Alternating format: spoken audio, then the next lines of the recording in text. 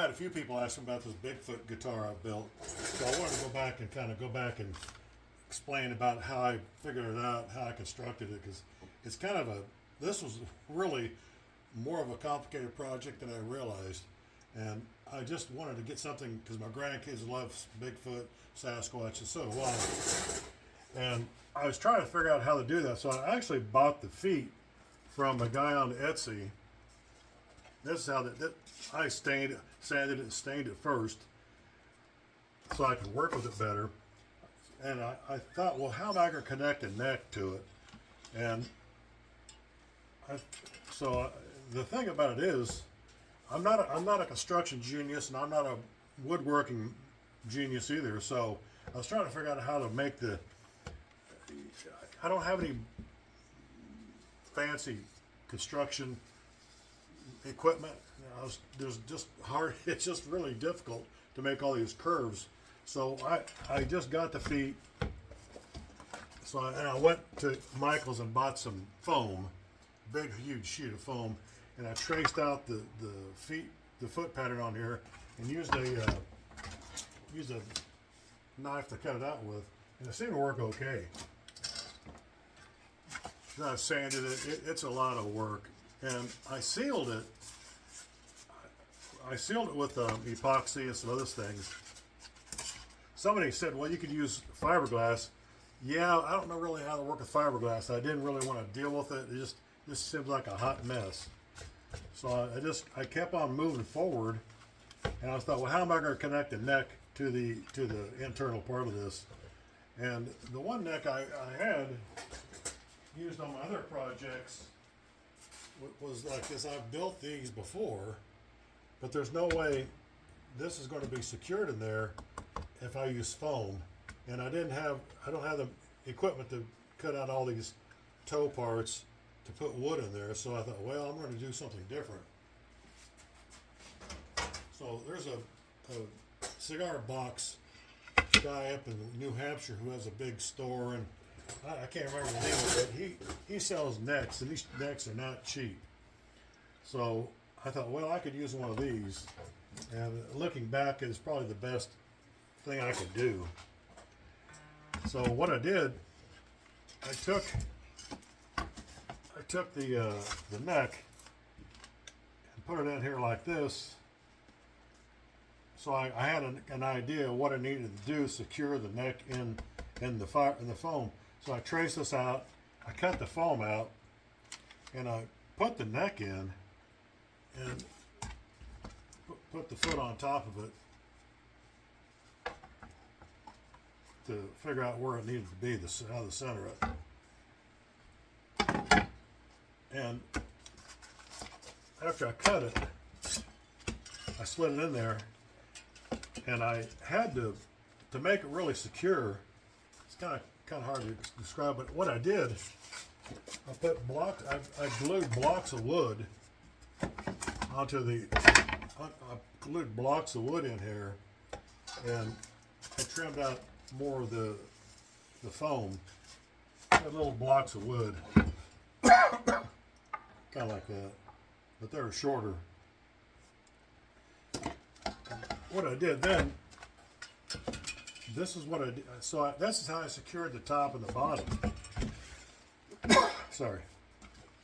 So that's how I secured the top and the bottom together. I inserted the neck, figured out where it was, did all these screws on the back. I had to figure out where. So again, I had to trim out more foam. I wanted to put this on the end, but again, there's no support back here. And this would be so heavy if I used wood, and it'd be complicated. I don't have the equipment to cut all that wood. So I was trying to think of the best way for me. Now, this is just me. I know everybody's got different ideas on how I could have done it, but this is what I did. So I actually put the input jack in here and secured it with some wood around it. So it's pretty secure. So if this thing's plugged in, you're bouncing around, it's not going to yank that around. The tuners and the bridge I put in here. So there's wood that these actually screw into, and it actually works pretty good. Like I say, these necks are not cheap, so I was trying not to screw them up so bad when I worked with them. And here's kind of what I did in here. I put wood underneath the neck so it would hold it onto the bottom like this. So it's pretty secure in there. It's the only way I could figure out how to do it. And it seemed to work okay. It's pretty solid. Now, I had somebody ask me about the edges. Yeah, I could have fiberglassed these if I would have known. I didn't want to deal with it. So I sealed these up with some epoxy, and I put about 30 layers of paint on here. So it's pretty. It's styrofoam, so it can not take punches and stuff. But if you're just going to play a guitar, you're not going to be banging it around, whatever else. It looks pretty good. I had people, some construction guy I showed it to, he thought that looks like almost like concrete. So I was asking the guy who was redoing my bathroom, and I was asking him about it. He says, well, unless you fiberglass or to put wood in here, that's about all you can do. And it's pretty light. And that was one thing I was really not wanting to give a bunch of heaviness to it. If you want to put guitar straps on here, you're probably going to have to put them through here and tie it around the neck. But this neck, it was, like I say, these come pretty raw, so you have to sand them down, you have to stain them, you have to do some work, but you have to, the fretboard's already made for you, the nut's already on it, so these are pretty easy to work with. That's where this one works out pretty good for me.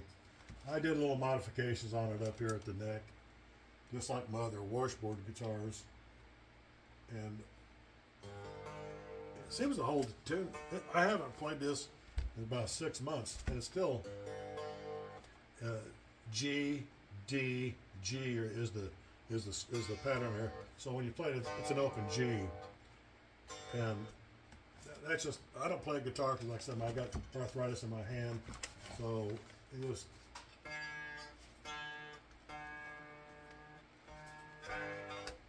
There you go.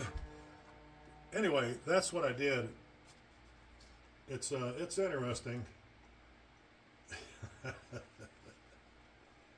So that's how the Bigfoot guitar works. Thanks, I appreciate it.